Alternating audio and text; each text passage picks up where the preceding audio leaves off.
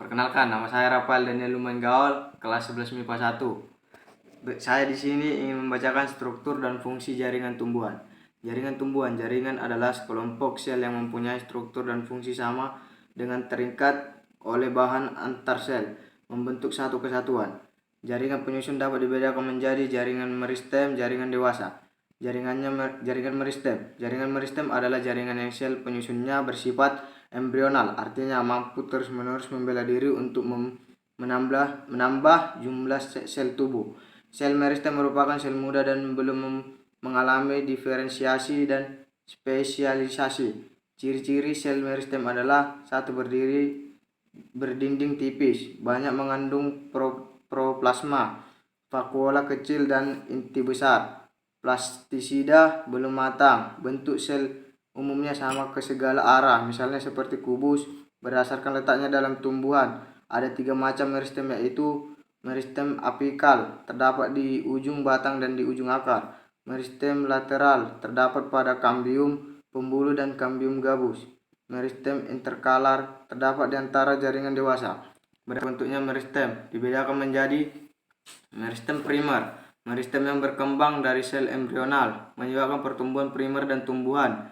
Pertumbuhan primer memungkinkan agar akar dan batang bertambah panjang, terdapat pada kuncup ujung batang dan ujung akar. Meristem primer dapat dibedakan menjadi daerah-daerah dengan tingkat perkembangan sel yang berbeda-beda. Pada ujung batang terdapat meristem apikal. Di dekat meristem apikal terdapat promistem. Daerah meristem di belakang pemeristem mempunyai 3 jaringan meristem, yaitu protoderma, prokadium, dan meristem dasar. Protoderma akan membentuk epidermis. Prokambium akan membentuk jaringan ikat pembuluh primer, xilem atau xilem primer, dan floem primer dan kambium. Meristem dasar akan membentuk jaringan dasar tumbuh yang mengisi empulur dari dan konteks seperti perkimia, kolenkimia, dan sklerokimia. Meristem sekunder. Meristem sekunder adalah meristem yang berkembang dari jaringan dewasa yang telah mengalami diferensiasi dan spesialisasi, tetapi kembali bersifat embrional. Contoh, kambium gabus yang terdapat pada batang dikotil dan gimnospermae yang dapat terbentuk dari sel-sel korteks di bawah epidermis. Jaringan kambium yang terletak di antara berkas pengangkut atau xilem dan floem pada batang dikotil merupakan meristem sekunder. Jaringan dewasa merupakan jaringan yang terbentuk dari diferensi dan spesialisasi. Sel-sel hasil pembelahan jaringan meristem. Diferensiasi adalah perubahan bentuk sel yang disesuaikan dengan fungsinya. Spesialisasi adalah pengkhususan sel untuk mendukung suatu fungsi tertentu. Jaringan dewasa disebut jaringan permanen. Jaringan permanen adalah jaringan yang telah mengalami diferensiasi yang sifatnya tak dapat balik atau irreversible. Jaringan permanen, sel-selnya tidak lagi mengalami pembelahan diri. Jaringan dewasa meliputi jaringan epidermis, gabus, prokemia, xilem, dan floem. Jaringan epidermis daun terdapat pada permukaan dan atas daun. Jaringan tersebut tidak berklorofil kecuali pada sel panjang atau sel penutup, stomata. Jaringan tersebut tidak pada permukaan atas terdapat penebalan dinding luar yang tersusun atas zat kutin atau turun senyawa lemak yang dikenal sebagai kutikula. Sekelompok sel epidermis membentuk stomata atau mulut daun. Stomata merupakan suatu celah pada epidermis yang dibatasi oleh 2 sel penutup atau sel penjaga. Melalui stomata terjadi perubahan gas. Jaringan epidermis akar berfungsi sebagai pelindung dan tempat terjadinya difusi atau osmosis. Epidermis akar sebagian bermodifikasi membentuk tonjolan yang disebut rambut akar. Rambut akar berfungsi untuk menyerap air tanah. Jaringan gabus atau pemiderma merupakan jaringan pelindung yang dibentuk untuk menggantikan epidermis, batang, dan akar yang telah menebal akibat pertumbuhan sekunder. Struktur jaringan gabus terdiri dari flogen atau kambium gabus yang akan membentuk velum atau gabus ke arah luar dan floderma ke arah dalam. Jaringan gabus berfungsi sebagai pelindung tumbuhan dari kehilangan air. Parenkimia terbentuk atas sel-sel bersegi banyak antar sel yang satu dengan sel yang lain, terdapat ruang antar sel. Parenkima disebut pula jaringan dasar karena menjadi tempat bagi jaringan-jaringan yang lain. Parenkima terdapat pada akar, batang, daun.